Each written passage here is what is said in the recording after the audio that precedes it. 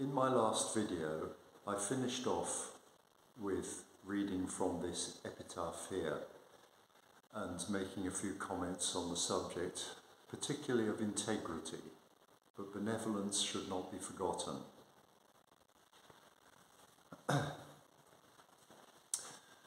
So now the question arises as to the nature of integrity.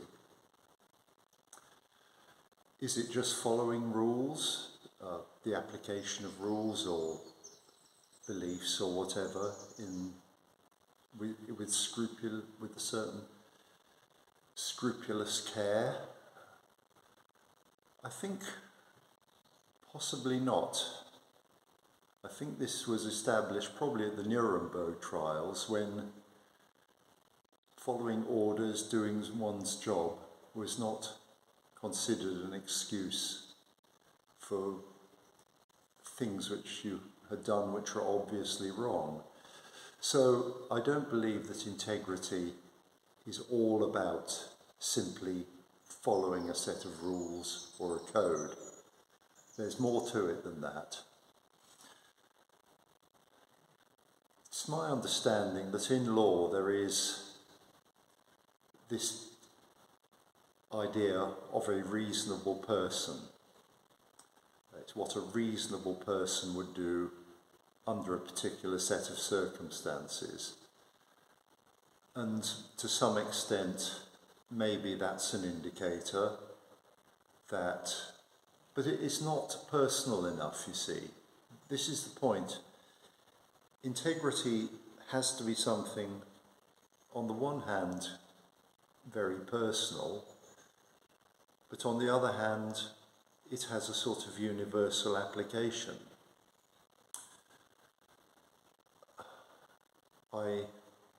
Integrity and integer, or a whole number,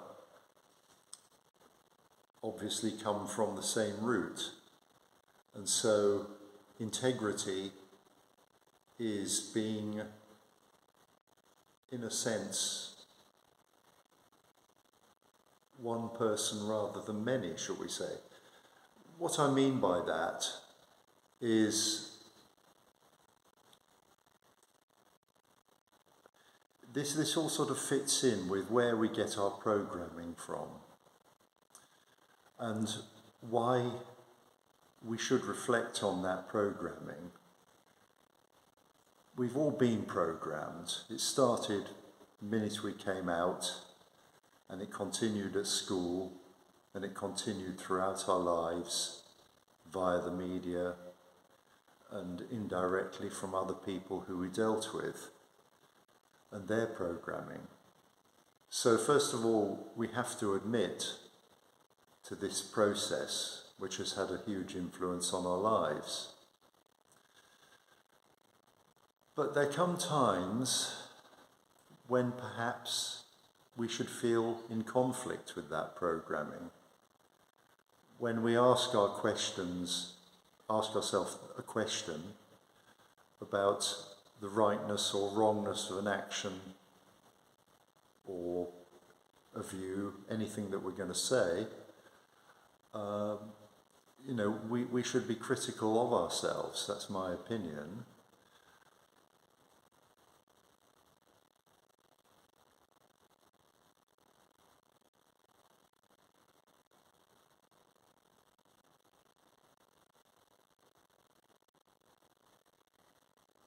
So, I also dwelt upon the significance of the Golden Rule. And the Golden Rule is clearly so called because it is considered of such great value that it is put on the level of gold. And the Golden Rule is quite simple. Do unto others as you would have them do unto you. And obviously vice versa. So, if we link integrity with the Golden Rule,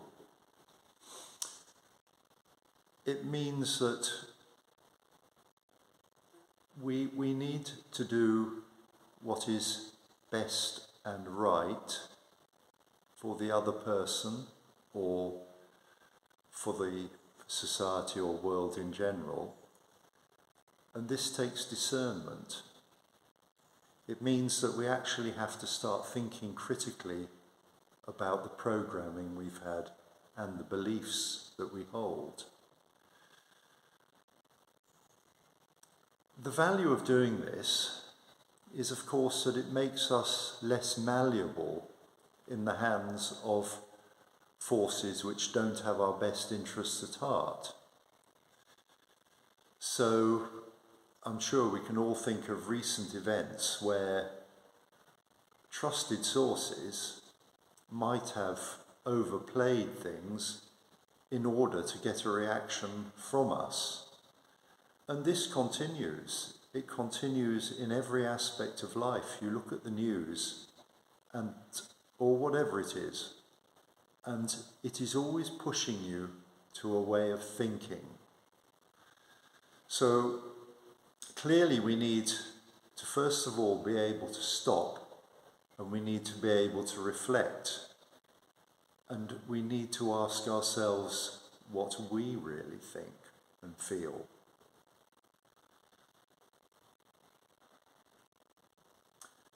Some may argue, well, I don't have time for that in every detail. But then, when they are pushing you, whoever they are, you don't have any time anyway. You're being kept busy.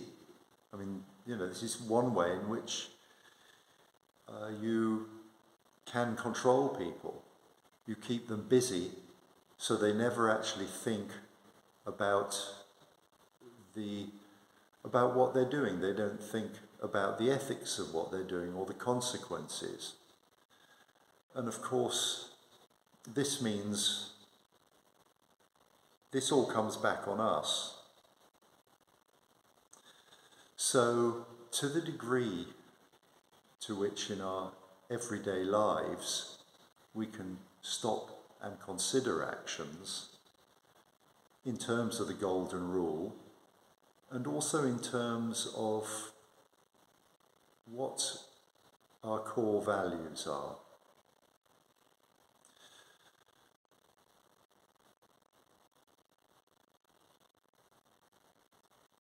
It is obviously, on the one hand, it's a simple subject, on the other hand, it's difficult. I think most of us view ourselves as a singular and unique personality. We may agree that we have a lot in common with other people in certain ways, but basically our feeling about ourselves is that we are an individual, and we have rights as an individual. So it's like the old thing about the eye not being able to see itself. Where in that kind of situation, the eye has always been directed outwards. It's always been directed and distracted, move this way and that. And we don't perhaps stop and, shall we say, look at the ground of our existence, wherein I believe lies our integrity. So it needn't be in huge things.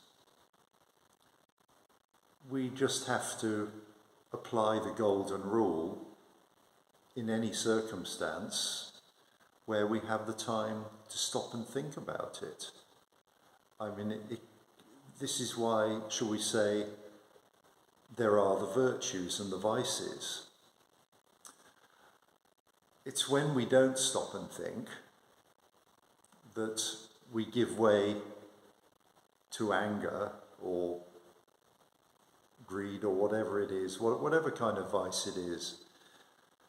I mean, there's a reason they're called vices in a way, I think, which is because they lead you away from who you really are. We may indulge in them, and we make mistakes. That's being on our guard all our time. Not many people can do that. But I feel that we just need people on average to just shift the needle towards the good a bit and towards the virtues. It's not about being seen to do good, it's simply about doing the right thing. And I think that doing the right thing is actually integrity, where we consider the other person and it doesn't mean that we necessarily have to make our interests suffer, but we simply, shall we say, don't take advantage of them, that we're honest with them, and that even in forms of employment and any context like that, that we always have the moral dimension in mind.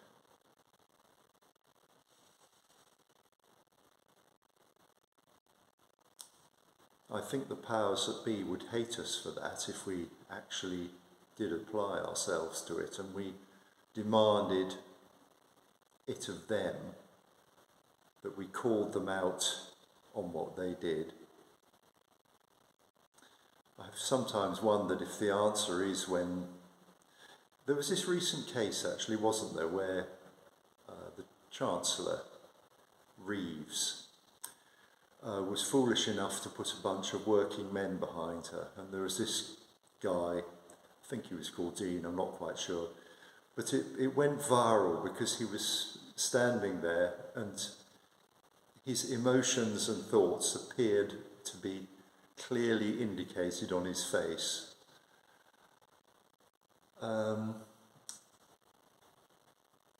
And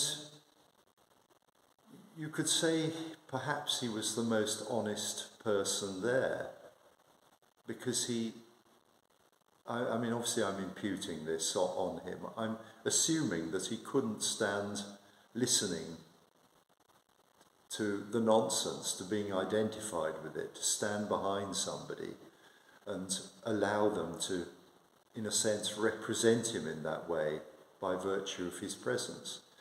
I don't know whether he thought about it that way or not.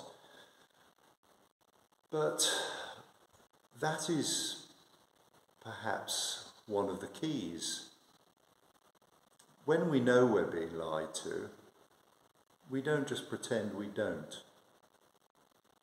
And then very soon, I think people, both those in authority and those around us, will have to stop lying to us. I think it's pretty much undisputed that they lie to us, because we know that nothing changes despite the public concern. So this is going back to, well, what can the individual do?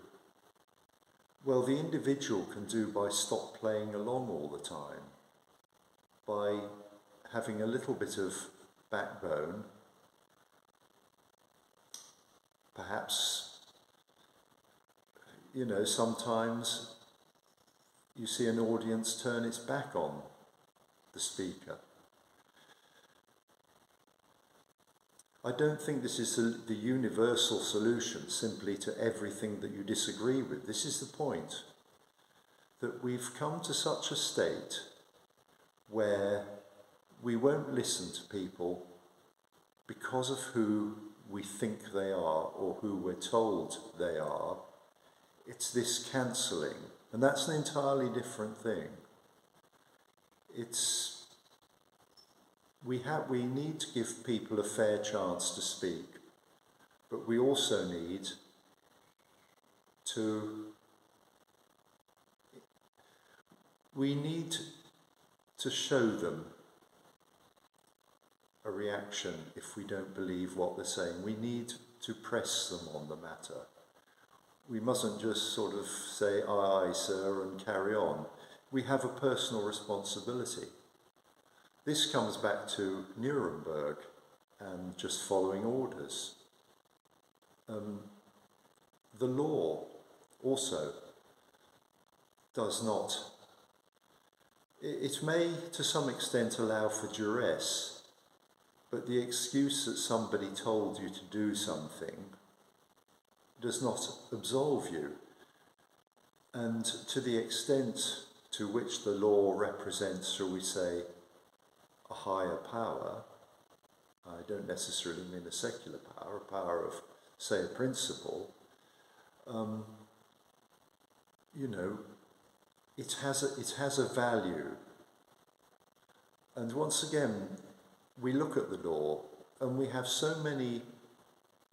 the essential rules, shall we say, for conduct, which accord with natural law and what you might call English common law, which are about actual harm and causing loss. And then there's all the law, there's law concerning regulations, shall we say. I mean, I may not be getting this technically right, but the point is there are regulations which are there for a purpose, in that they protect other people from your foolish actions, shall we say, or from dishonest actions. But then there's a whole load of stuff which we don't really need. The fact that it's there in a sense is a form of oppression, because a decent person with integrity would not be breaking these regulations anyway. I mean, I think in our heart of hearts, if we were to sell a person a car and we knew damn well the clutch was just about to go and we didn't mention it, we would clearly be attempting to gain an advantage from their ignorance. And to me, that would not be showing much integrity. So it comes down once again to how we relate to our fellow man. We need the word I used quite a lot last time was empathy, a fellow feeling. And most of us are capable of empathy. Therefore, we're pretty much capable of having some idea about the golden rule. I think that many of those who direct our lives from a higher level lack this empathy. They are simply concerned with their benefit and their power. And the problem is, and I count myself amongst these foolish people, shall we say, we have trusted that they had the interests of us and of the nation broadly at the centre of their thinking. I mean, we know about corruption and human failings. We know that happens. And, when that has happened in the past, ministers have tended to resign, or people in any position of authority, they've tended to resign. But that no longer happens. There is simply no shame which is sufficient to bring them down.